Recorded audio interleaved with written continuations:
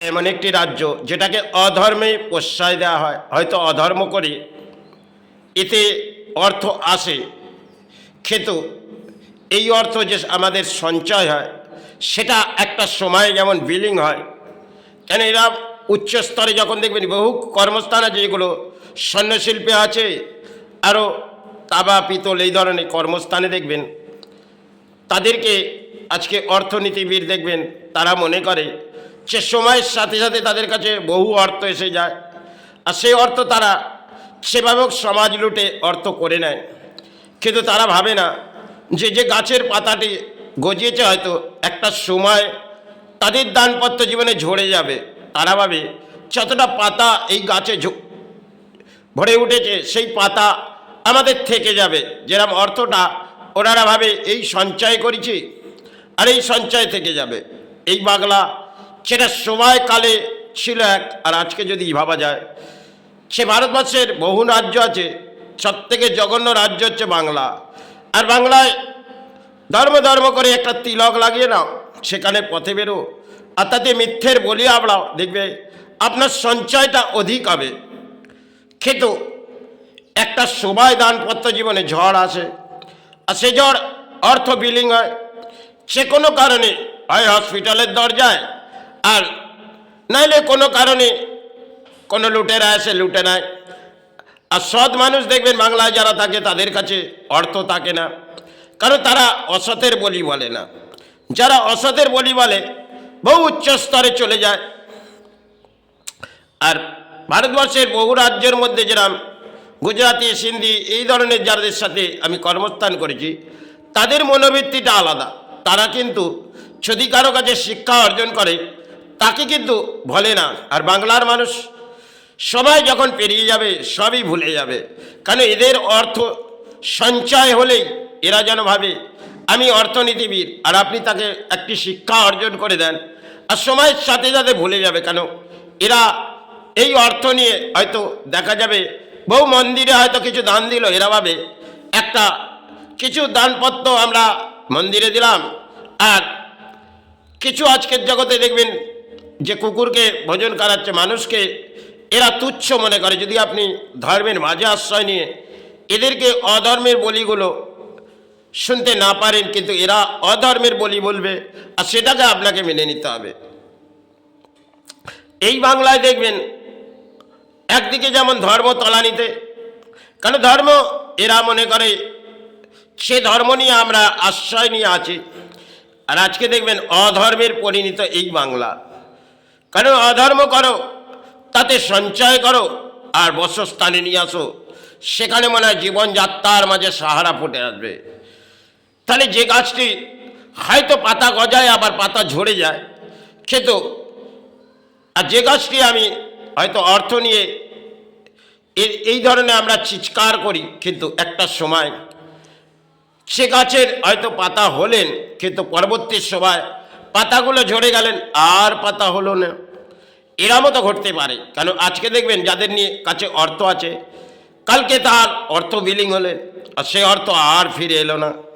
যারা দেখবেন অর্থের মাঝে লোভ লালসায় সমাজে দেখবেন আজকে বাংলায় বিহারিরা তারা বাবু বাবু করে বাংলার মানুষের কাছে যায়। আর বেশ কিছু দেখবেন সে হিন্দু হোক আর মুসলিম সম্প্রদায় হোক, কেউ টুপি লাগিয়ে অর্থ সমাজ থেকে লুটছে আর কেউ তিলক লাগিয়ে। এই ধরনের দু ধরনের মানব জাতি আছে। দেখবেন মিথ্যের বলি যদি আপনি দেহর মধ্যে আবড়ে নেন তাহলে সমাজ আপনাকে মেনে নেবে। এই সমাজে দেখবেন হয়তো এটা শুদ্ধের যুগে দেখবেন মানে বাংলার মেরুদণ্ড ভেঙে গেছে, এই জাগবে না। কারণ বাংলার মানুষের মেরুদণ্ড ভেঙে গেছে সময়ে। আর আজকে বাংলা চলছে হয়তো রাজনীতির নিয়ে খেলা, সেটা হয়তো সময়ের আবেগ আমরা পেয়েছি হয়তো, কিন্তু এই সময়ে আবেগ যে আমাদের মধ্যে চলে এসেছে সেখানে অর্থ ছাড়া আর কাউকে কিছু চেনে না। কিন্তু পুরনো সময় দেখবেন যাদের কাছে অর্থ ছিলেন তারা কিন্তু অহংকার ছিলেন না, তাদের মনোবৃত্তিটা আলাদা ছিলেন। আজকে হয়তো 2-10 বছরের মধ্যে কিছু অর্থ হয়ে গেলেন, কোটি টাকা হয়ে গেলেন, আর এরা মনে করলেন আরও উচ্চ স্তরে চলে যাব, কারণ এদের অধিক শিক্ষা নেই। এরা খালি অর্থটাকেই মনে করে এই শিক্ষা যেটা সঞ্চয় করেছি চাই সমাজ ঠকিয়ে, এটা আমাদের দানপত্র জীবনে পরিবার সন্তানদের জন্যে আর সন্তানের ভবিষ্যৎ ভাবছি, কিন্তু একটা সময় তাদের দানপত্র জীবনে কোনো ঝড় যখন বয়ে আসবে, সে ঝড় রোকার কোনো ক্ষমতা নেই।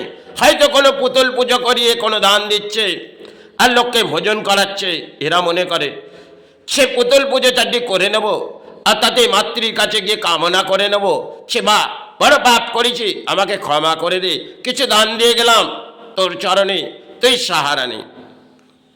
কিন্তু এটা বাংলার একটা অদ্ভুত খেলা। দেখবেন বহু মানুষ আজকে দেখবেন মন্দিরগুলোয় ভিআইপি ওঠাও নামিয়েছে, আর সেই ভিআইপিতে যায় কত।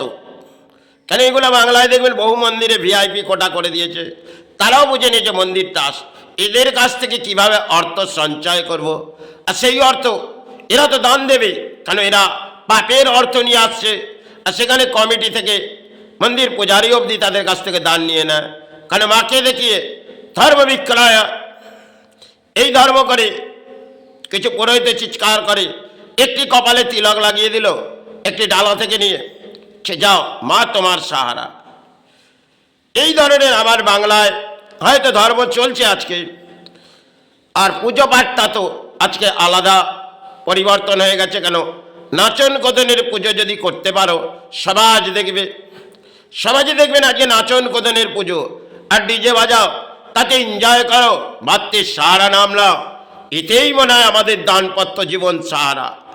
কিন্তু বাংলা সমাজ যেটা ছিল তার অদ্ভুত ইতিহাস ছিল, সেগুলো তলানিতে চলে গেছে। আর বাংলা ধর্ম জেগে হয়তো উঠেছে, কারণ রাজনীতির মাঝে লড়াই হচ্ছে, আর আমরা মনে করছি সে ধর্ম আমার জেগে উঠছে, কিন্তু আমরা নিজেই ধর্মকে তলানিতে পাঠিয়েছি। এতে দায়বদ্ধতা আমাদের সমাজের মানুষের। কারণ কলির অংশের হয়তো শুদ্ধের যুগ, ব্রাহ্মণ লস্ত হয়েছে, কারণ ব্রাহ্মণ নিচস্থ, আর ব্রাহ্মণ যখন নিচস্থ হয়ে গেছে, কারণ ব্রাহ্মণ অর্থের দিকে ডালার দিকে দেখে সেবা চালাচ্ছে, আর কলির অংশে আমরা তাকে দানও দিচ্ছি। কিছু মন্দিরে যাব, কিছু পুজো পাঠে দান দিয়ে দেবো, আর সেই দান মাতৃ গ্রহণ করে নেবে, গুরু গ্রহণ করে নেবে। কোনো দানপত্র বসানো আছে, বড় অঙ্কের দান নিয়ে গিয়ে সেই মন্দির কমিটিতে দিয়ে দেবো, তাতে কিছু মায়ের দানপত্র জিনিস ঘরে নিয়ে যাব, অসৎ কর্ম করে মা সেটা সাহারা গ্রহণ করে নেবে। এ ধরনের দেখবে স্বর্ণশিল্প থেকে বহু কর্মস্থান আছে, সেগুলোতে বাংলার মাঝে লোটো, সমাজ লোটো। একটা সময় কবির সুমন বলেছিল খাও খাও, অদ্ভুত ব্যাখ্যা তিনি বলেছিলেন বটে, সে তার অন্তরে কি লেগেছিল রাজনীতিতে এটা তিনি বলেছিলেন। কারণ বাংলার মাঝে দেখবেন লোটো, সমাজ লোটো। এই সমাজে যা লুটতে না পারবে তার পরম দুর্ভাগ্য হবে। আপনি যদি সমাজে সৎকর্মের বলি আবড়ে যান এই সমাজ, তবে এই বাংলাকে আমি ঘৃণা করি, এই বাংলার মানব জাতিকে আমি ঘৃণা করি। কারণ আমার হয়তো এদের কাছে যোগ্যতা নয়, আর আমার এদের দেওয়ার যোগ্যতাও নয়, কারণ এরা অর্থ ছাড়া কিছু বোঝে না, এরা খালি অর্থের পূজারী। তাতে সমাজ লোটো যাই করো, এদের কাছে হচ্ছে সমাজ লোটাই ধর্ম। এটাই হয়েছে কলিযুগের অদ্ভুত খেলা।